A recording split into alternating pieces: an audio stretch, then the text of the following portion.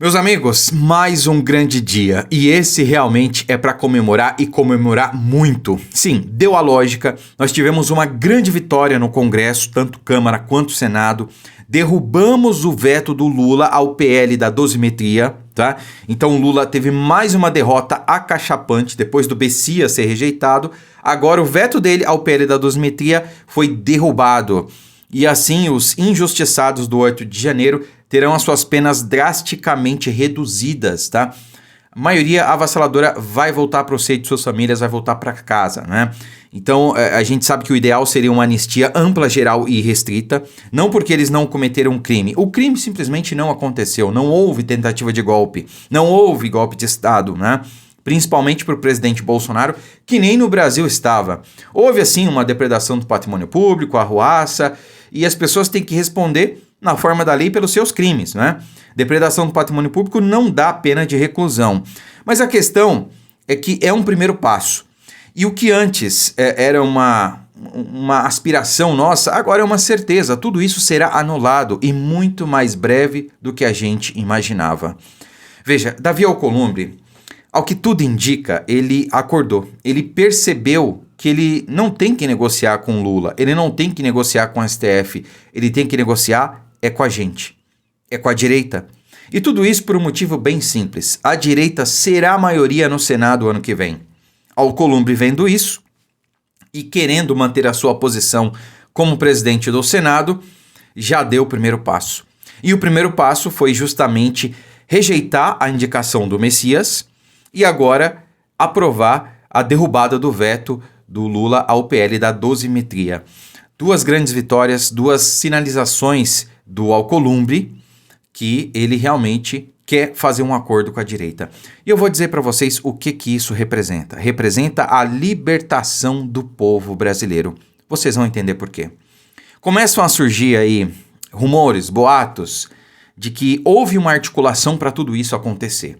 E que o senador Flávio Bolsonaro, nosso futuro presidente, se Deus quiser, fez parte dessa articulação. Foi uma figura central nessa articulação. E muita gente começou a criticar. Mas espera aí, vamos entender uma coisa.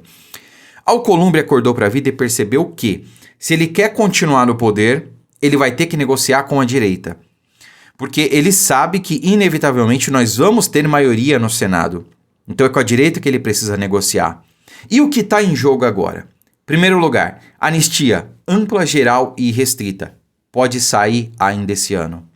Segundo lugar, impeachment do STF ou de algum ministro do STF. Pode sair ainda esse ano. Prestem bem atenção, meus amigos.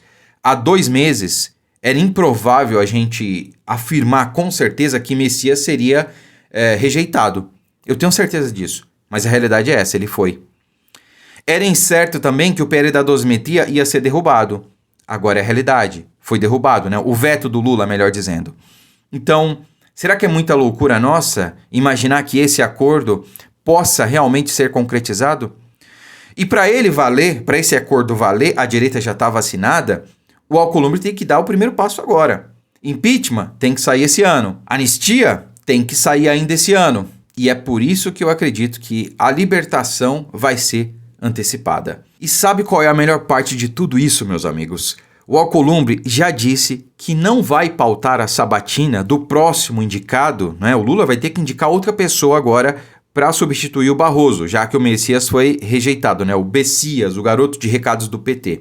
Só que o Alcolumbre já falou, olha, eu não vou pautar isso aí antes das eleições, só depois das eleições. O que isso quer dizer? Ele não vai pautar esse ano. Porque depois da eleição, meu amigo, não tem mais nada no Congresso. Acabou o ano. Então, ele não vai pautar mais nada esse ano. E o que isso quer dizer? Que o próximo presidente vai poder indicar 4 ministros para o Supremo Tribunal Federal. Meus amigos, agora é certo.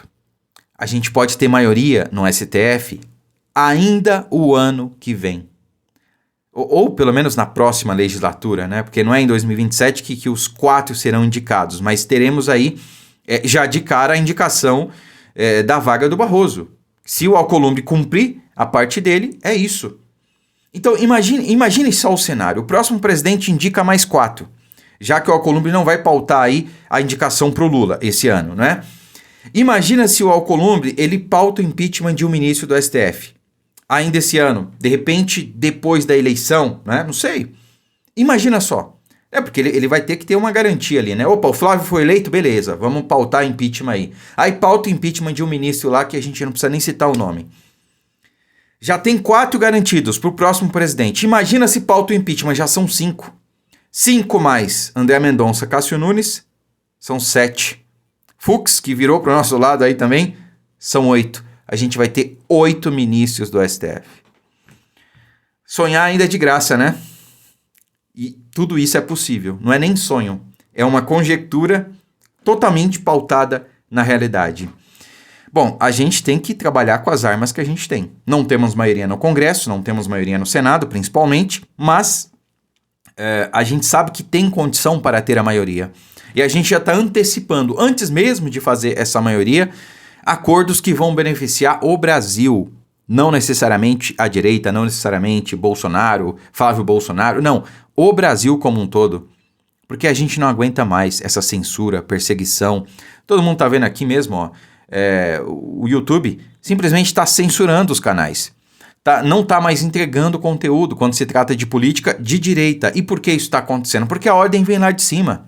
A gente sabe muito bem. Já aconteceu no passado, aconteceu em 22, aconteceu nos Estados Unidos com o Biden, né? O próprio Zuckerberg veio a público dizer que sofreu pressão do governo norte-americano para limitar conteúdo político lá nos Estados Unidos.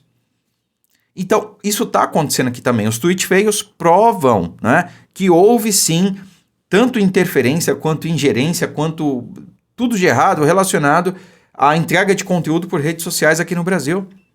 Então, tudo isso não é democrático. Ao contrário do que essa gente diz ser, eles são contra a democracia.